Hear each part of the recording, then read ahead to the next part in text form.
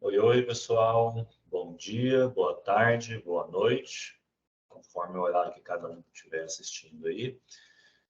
Meu nome é Raoni Japiaçu Beris e eu vou ministrar para vocês o módulo 3 do curso de formação inicial continuada de condutores turísticos.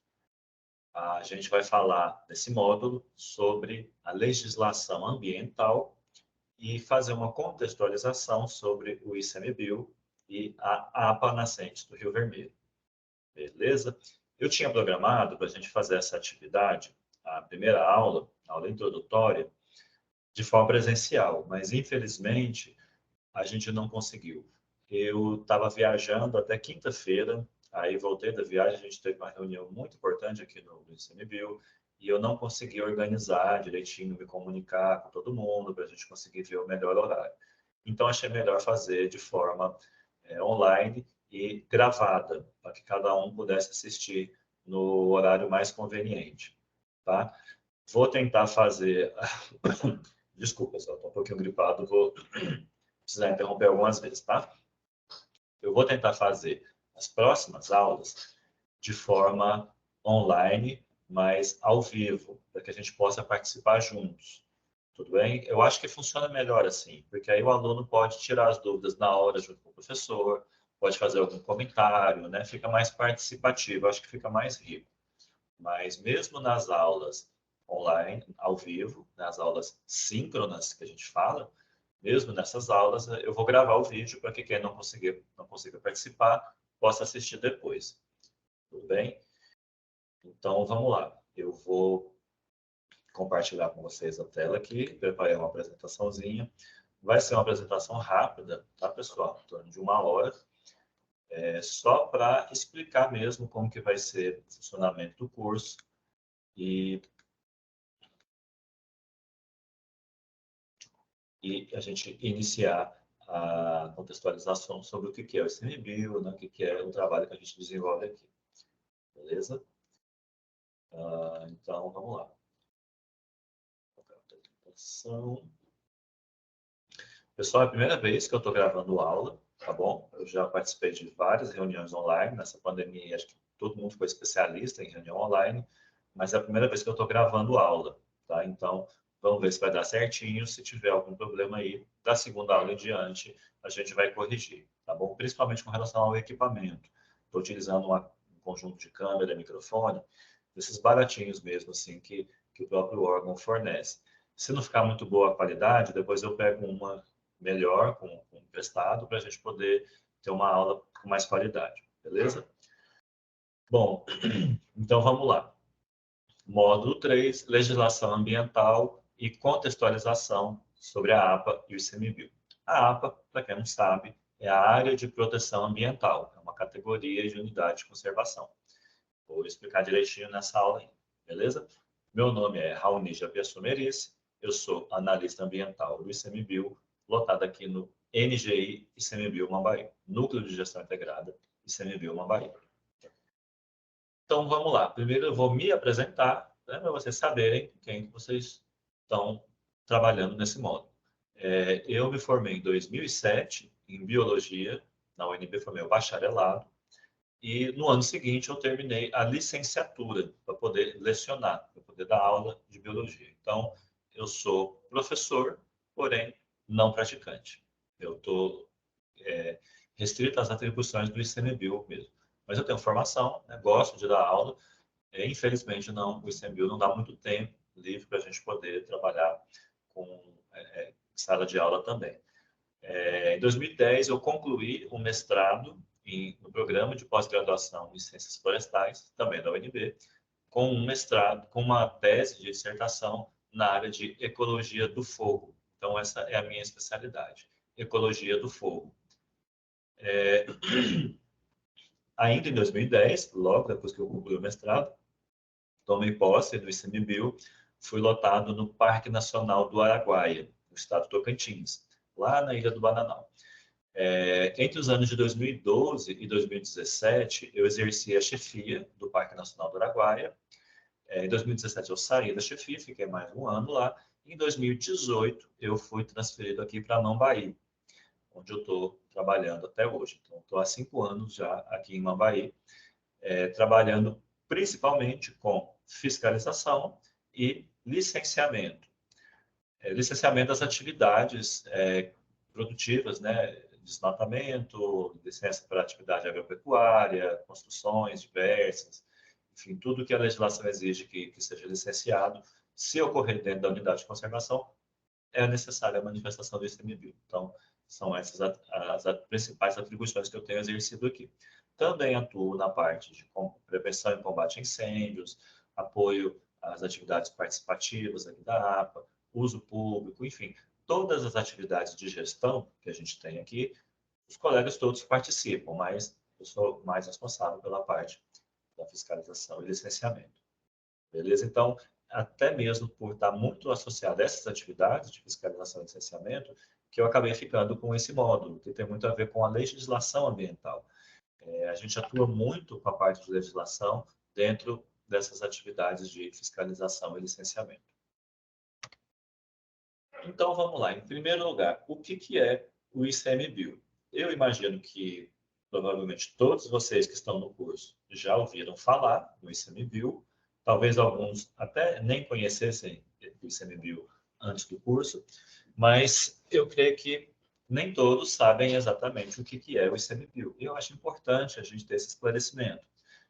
O ICMBio está tendo um papel muito importante na realização desse curso, não só eu e o Sandro vamos ministrar cursos, mas também porque os atrativos turísticos, que são o foco principal desse curso, estão localizados dentro de uma unidade de conservação que é gerida pelo ICMBio, a APA Nascente do Rio Vermelho. Então, é importante a gente saber o que é que esse instituto faz, como ele funciona, de onde ele veio, beleza? Então, vamos lá. O ICMBio é o Instituto Chico Mendes de Conservação da Biodiversidade.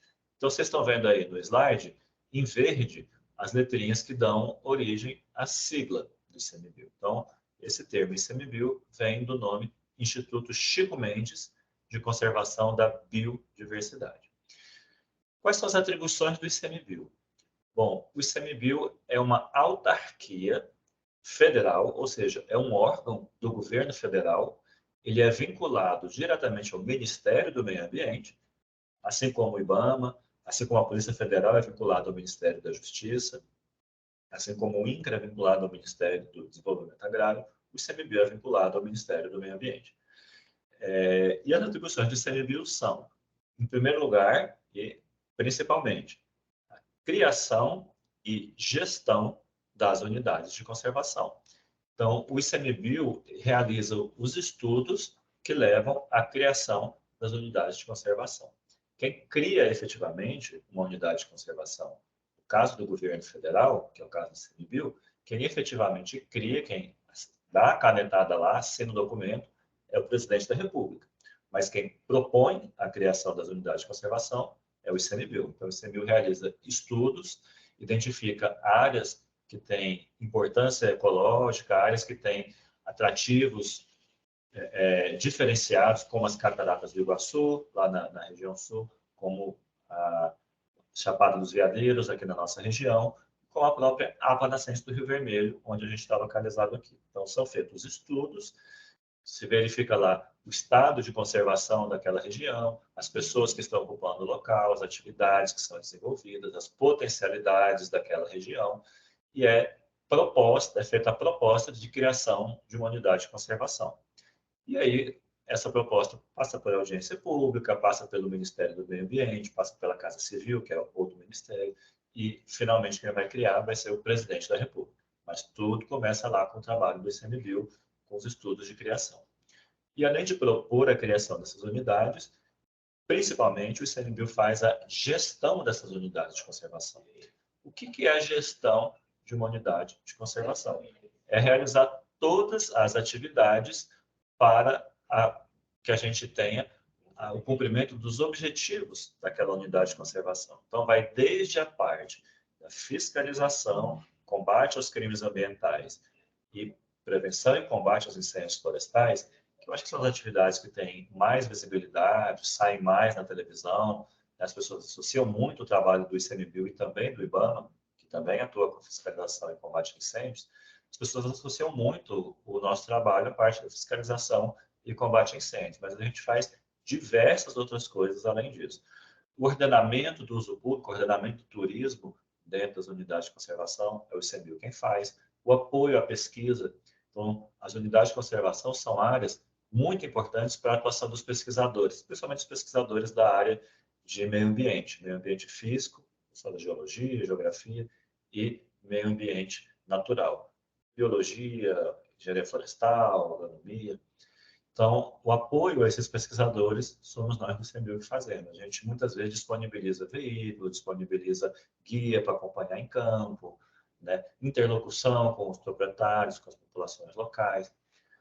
A gente faz também um trabalho de gestão participativa, que é trazer as pessoas que estão no território da unidade de conservação para que elas participem das decisões que são tomadas em relação àquela unidade de conservação.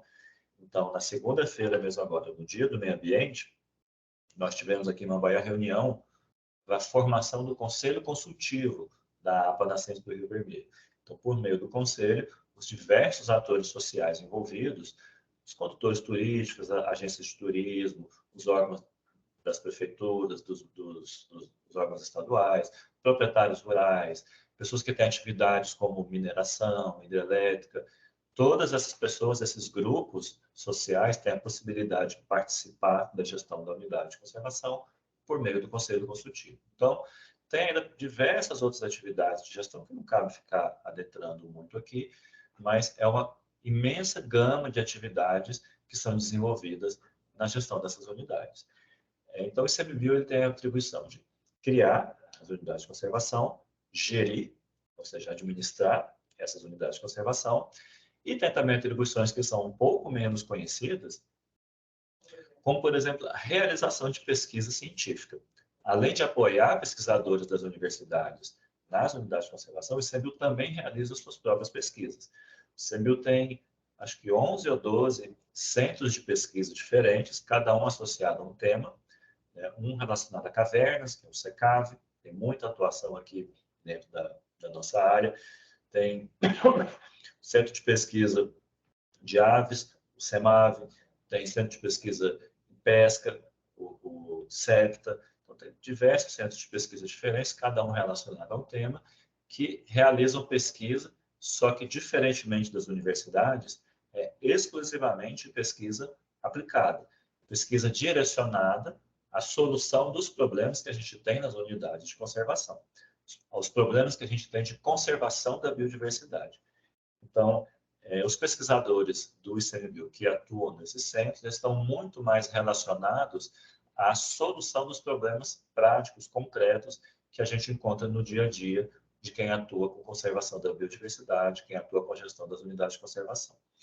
E esses centros de pesquisa têm também um papel muito importante nessa última atribuição do ICMBio aí, que é a elaboração e revisão das listas de espécies ameaçadas. Então, a lista de espécies, a lista oficial da fauna ameaçada do Brasil, onde indica quais são as espécies de fauna que estão ameaçadas de extinção, é o ICMBio que elabora, por meio do centro de pesquisa. Então, as aves ameaçadas de extinção é o CEMAVE, Centro de Pesquisa do ICMBio, que elabora essa lista. Os mamíferos ameaçados de extinção é o CENAP, Centro de Pesquisa de Predadores do ICMBio, que realiza a elaboração dessa lista.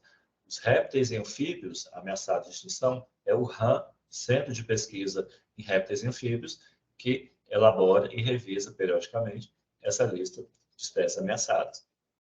Então, vocês estão vendo que é uma gama de atribuições bem ampla, é bastante coisa que a gente realiza, e muitas vezes as pessoas não conhecem porque o ICMBio ainda é um órgão relativamente novo. Foi criado em 2007 pela Lei 11.516, que foi a lei que criou e definiu as atribuições do ICMBio. E uma coisa muito interessante, até o ano de 2007, todas essas atribuições que eu falei aí eram desenvolvidas pelo IBAMA. Em 2007, com a criação dessa lei, um setor do IBAMA foi separado do órgão e deu origem ao ICMBio. Então, o ICMBio herdou servidores do IBAMA, veículos, prédios, né, onde funcionava as sedes das unidades de conservação, todo o mobiliário, né? A gente até hoje tem imóveis que tem etiquetinho do IBAMA ainda aqui no ICMBio, mas é um órgão diferente, né? O IBAMA tem outras atribuições, né, continua existindo, é um órgão com suas atribuições extremamente importantes, e o ICMBio herdou parte das atribuições que o IBAMA tinha e hoje funciona de forma diferente e separada. São órgãos que atuam muitas vezes de forma conjunta, mas cada um tem as suas atribuições e são órgãos diferentes. Beleza? Não vamos confundir. Até hoje, muitas pessoas ainda chamam o ICMBio de IBAMA, mas são órgãos diferentes. Tá? Então, vamos seguir aqui. Por que o ICMBio tem esse nome? Instituto Chico Mendes. Quem é esse tal de Chico Mendes que deu nome ao ICMBio?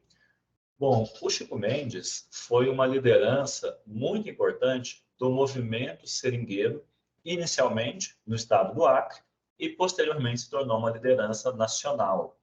O que é o movimento seringueiro? Bom, o seringueiro é uma classe de trabalhadores, uma profissão de pessoas que cortam seringa, que a gente fala. Eles fazem ranhuras nas árvores, nos pés de seringa, na floresta amazônica, e coletam a seiva, que é também chamada de seringa. Na verdade, se chama seringueira, a árvore que fornece a seringa. Então, aquela seiva é coletada e é produzida uma borracha de altíssima qualidade. Essa borracha, no passado, já teve um valor de mercado muito alto, de uns tempos para cá caiu bastante, agora está recuperando o preço. Então, o movimento seringueiro, inicialmente, era um movimento muito oprimido, com muita dificuldade de atuação. Por quê? Porque eles precisavam da floresta em pé para poder extraírem a seringa das seringueiras.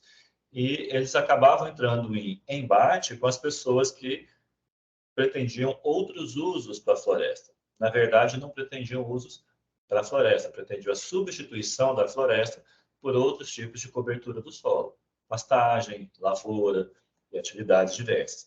Então, os seringueiros, inicialmente, principalmente no estado do Acre, começaram a se organizar para fazer a defesa da sua profissão.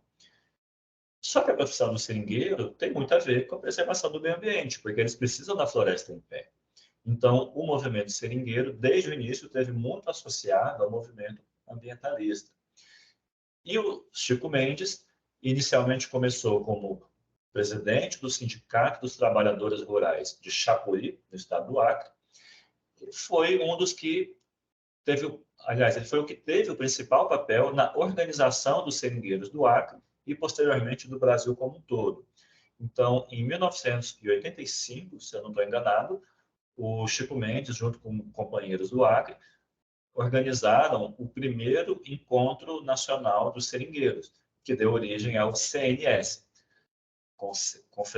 Conselho Nacional dos Seringueiros. Então, aquilo ali foi que deu grande visibilidade, na década de 80 ainda, à luta dos seringueiros pela preservação da floresta. E se passou a associar o movimento seringueiro e a atividade do trabalho do seringueiro com a preservação da floresta. Então, era uma mescla de sindicalismo, ou seja, a defesa daquela profissão de seringueiro, tanto é que o Chico Mendes tem uma origem no Sindicato dos Trabalhadores Rurais de Chapuri, né? É uma mescla do sindicalismo com a defesa das florestas. E uma mescla que funcionou muito bem, deu muito certo. A luta dos seringueiros pela preservação das florestas, muitas vezes em embate contra os desmatadores, contra as pessoas que se apropriam indevidamente das florestas públicas, essa luta ganhou projeção internacional. E o Chico Mendes passou a ser conhecido internacionalmente pela luta que ele liderava dentro do movimento seringueiro. Outro papel extremamente importante que o Chico Mendes e o movimento seringueiro trouxeram foi a proposta de criação das reservas extrativistas, que é um tipo de unidade de conservação voltada para o extrativismo, para a extração de produtos madeireiros e não madeireiros das florestas, sem derrubar a floresta, sem converter a floresta em pastagem ou em lavoura. Então, foi o movimento seringueiro que trouxe essa proposta, no primeiro Encontro Nacional dos Seringueiros, a proposta de criação das reservas extrativistas, que é uma das principais categorias de unidades de conservação. A gente vai ver lá na frente o que são essas categorias. E aconteceu o quê? O Chico Mendes foi assassinado no ano de 1988, na porta da casa dele, na frente da sua família, justamente em razão da luta dele contra os interesses dos grandes grileiros e desmatadores da região.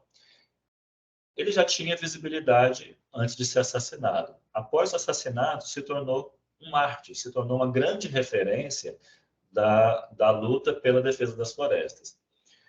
Então, foi por conta disso que, em 2007, quando a Marina Silva, que é do Acre, que era companheira do Chico Mendes, que era seringueira também, quando ela propôs a criação do ICMBio, de um órgão novo para fazer a gestão das unidades de conservação, trouxe o nome do Chico Mendes para a criação desse órgão para fazer uma homenagem, não somente àquele homem que morreu lutando pela defesa das florestas, mas uma homenagem a toda essa luta, que não é só dos seringueiros, que é dos extrativistas, dos indígenas, dos pescadores ribeirinhos, a luta das pessoas que fazem uso da floresta, fazem uso do cerrado, sem destruí-lo.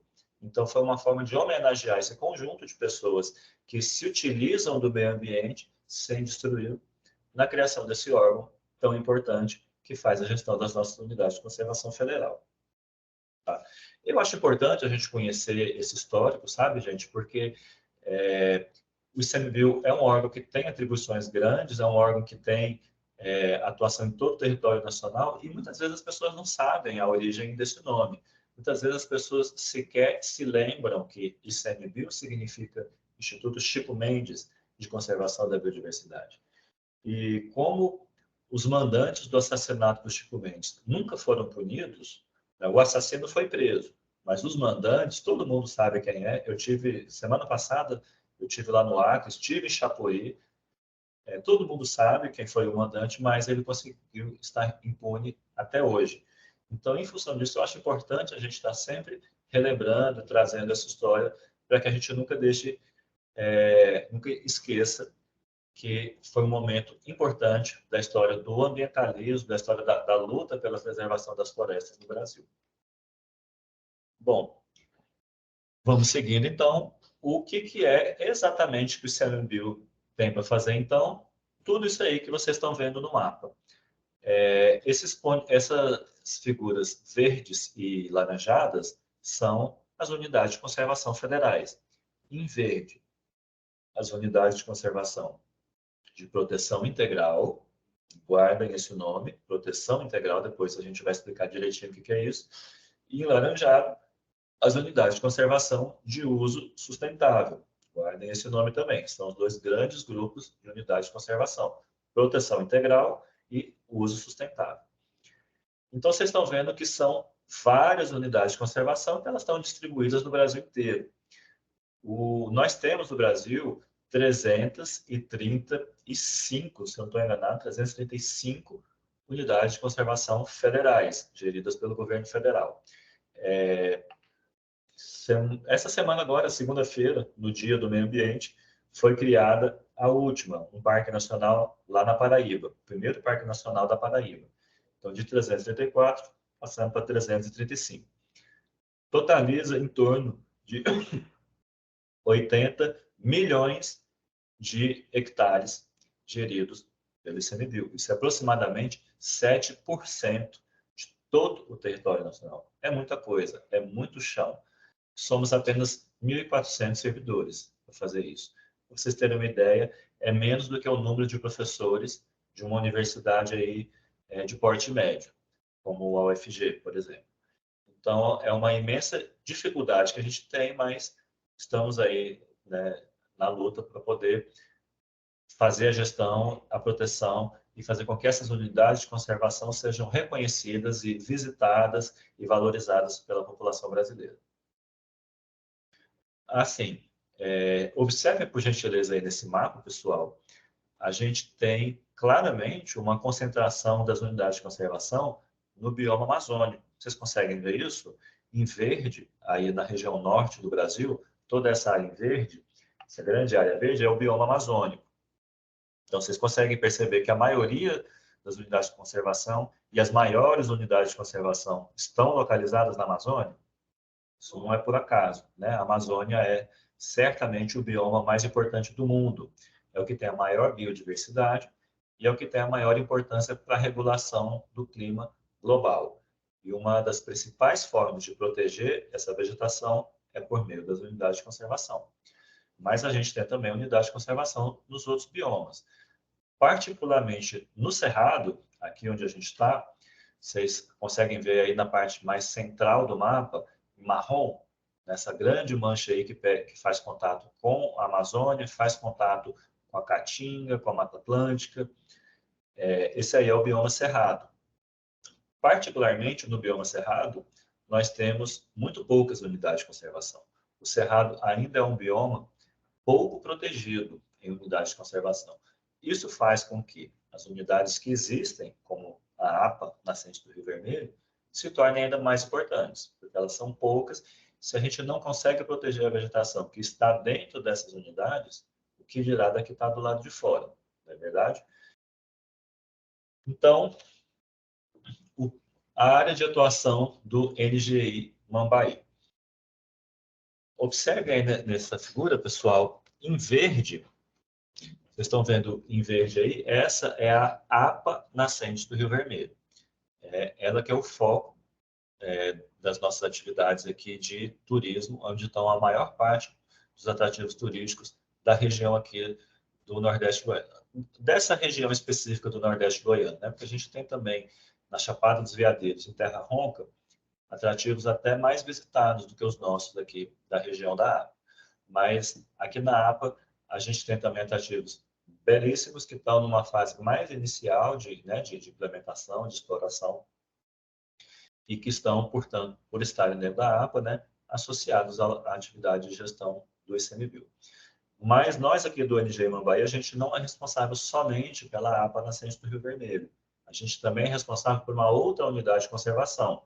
Essa que está em vermelhinho aí, a leste da APA, já dentro do estado da Bahia, é o Refúgio de Vida Silvestre Veredas do Oeste Baiano. Então, vocês estão vendo que é uma outra categoria de unidade de conservação, né? A APA, que está no estado de Goiás, e o refúgio, que está no estado da Bahia. Então, essas duas estão diretamente sob a gestão do nosso escritório de ICMBio aqui em Mambaí. E ao norte, aí, um pouquinho menor, em rosa, vocês estão vendo uma outra unidade de conservação aí. Essa é a Reserva Extrativista Recanto das Araras de Terra Ronca. Ela não está sob a gestão do NGI Mambaí, mas já esteve. Antigamente, o chefe da Resex ficava aqui no escritório de Mambaí. Hoje, o colega que está respondendo pela gestão dela fica em Goiânia, mas nós aqui de Mambaí atuamos bastante lá, a gente dá muito apoio nessa reserva.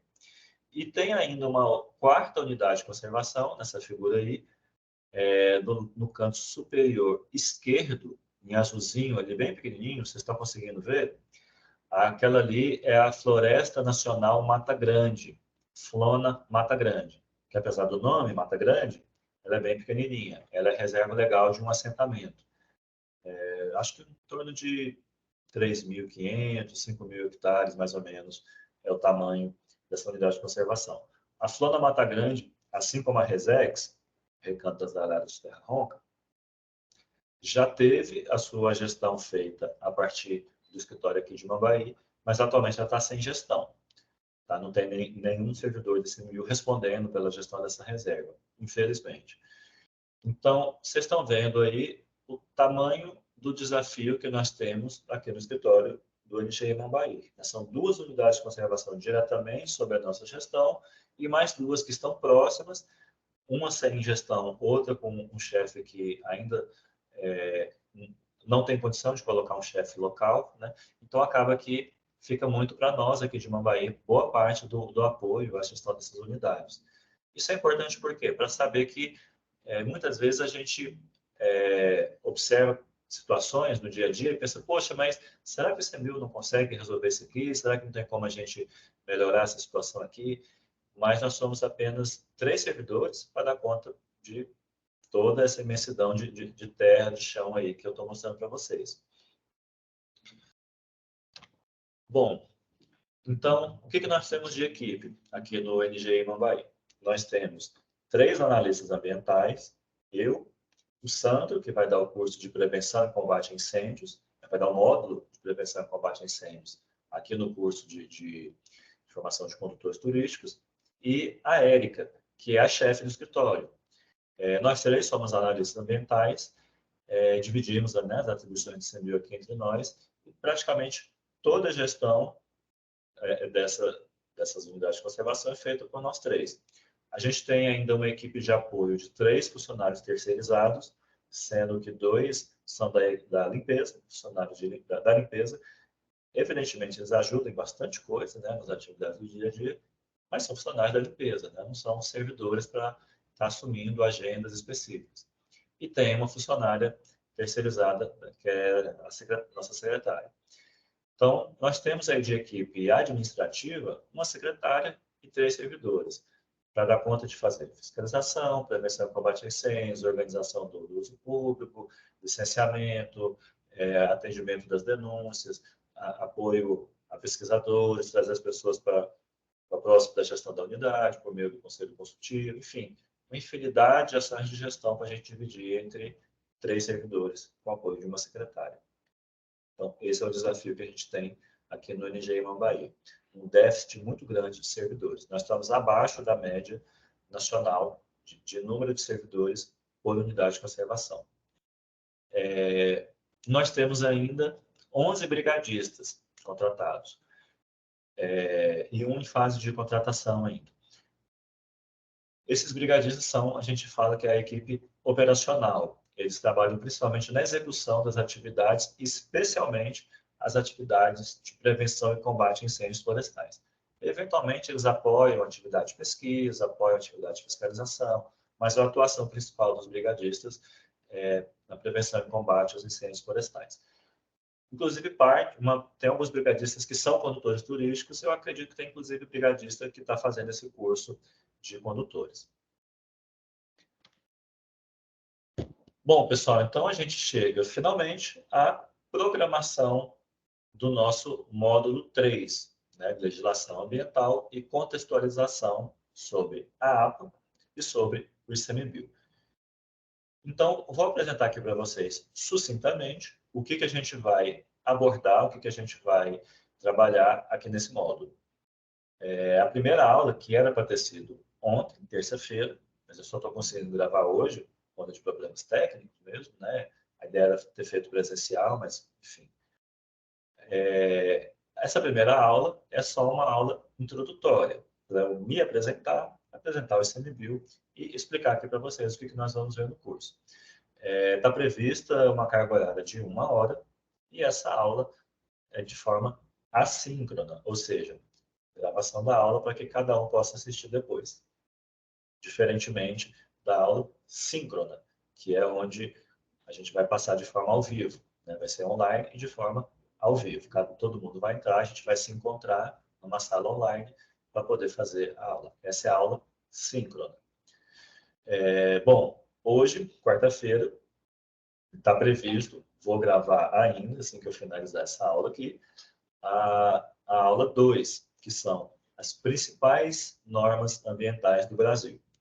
Está previsto uma carga horária de 4 horas para essa aula, sendo 2 horas de aula, propriamente dito, e 2 horas de estudo dirigido. Eu vou passar um material para vocês poderem estudar em casa, para vocês poderem assistir mais vídeos, né, sobre esse tema, totalizando aí em torno de 2 horas de atividade em casa.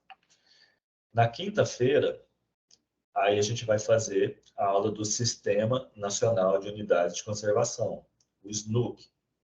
Essa aula também vai ter 4 horas, também da mesma forma, 2 horas de aula e 2 horas de estudo dirigido, e essa nós vamos tentar fazer de forma síncrona, ou seja, todo mundo se encontrando ao mesmo tempo numa sala online.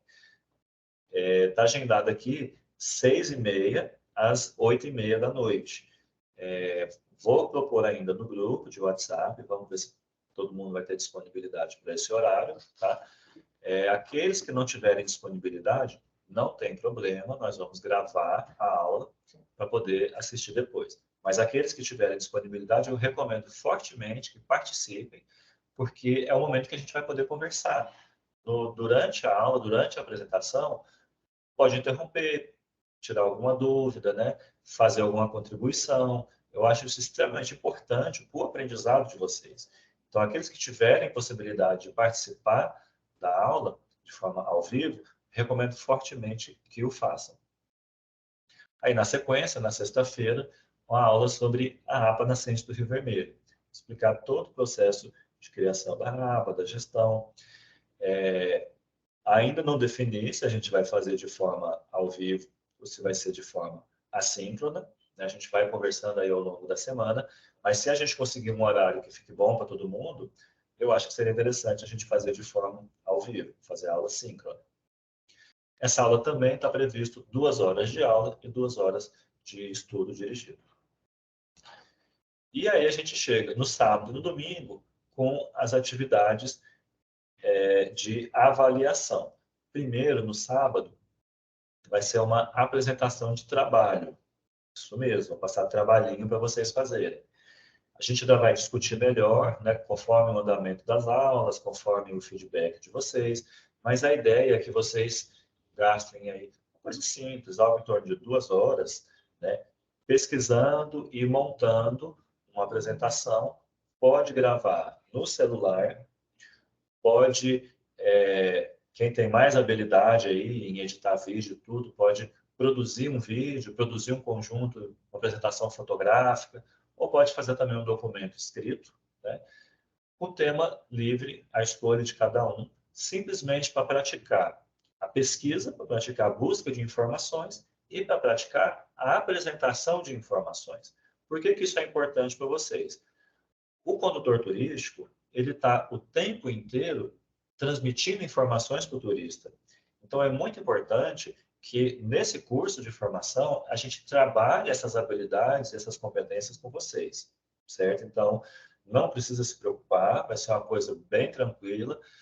O conteúdo que vocês vão transmitir é o de menos. O mais importante é praticar essa coisa de estar transmitindo informação, estar repassando informação para alguém. Beleza? Então, está previsto aí 2 horas para a apresentação de trabalho. A gente vai conversar ainda para definir se vocês vão mandar para mim, se a gente vai marcar uma aula para todo mundo apresentar lá. Né? A gente vai definir isso ainda. E, por fim, no domingo, aí a gente vai realizar uma avaliação com vocês, uma provinha. Tá? Eu ainda vou definir com o professor Danilo, vou ver quais opções de prova que a gente tem. A gente pode utilizar o Moodle, né? A gente pode fazer, eu envio para vocês, vocês preenchem e devolvem para mim, a gente ainda vai definir a forma de fazer a avaliação. Mas é importante que a gente tenha uma avaliação, inclusive eu acho que é norma do curso, né, para vocês obterem a certificação, e está prevista ali 1 hora apenas. Coisa rápida também, coisa simples, dessa avaliação. Então, somando tudo aí, a carga horária dessas atividades previstas, vamos ter 16, somar um total de 16 horas de carga horária desse módulo 3. Beleza? Pessoal, eu vou fazer uma pausa agora, para o vídeo não ficar muito grande, não ficar muito pesado, e a gente não ter dificuldade depois para conseguir subir ele no Moodle, ou provavelmente vou colocar no YouTube também esse vídeo, tá? Então, vou fazer uma pausa aqui também para ficar mais fácil depois vocês se organizarem para quem quiser ir no banheiro, para comer alguma coisa, enfim. Então, daqui a pouco a gente retorna.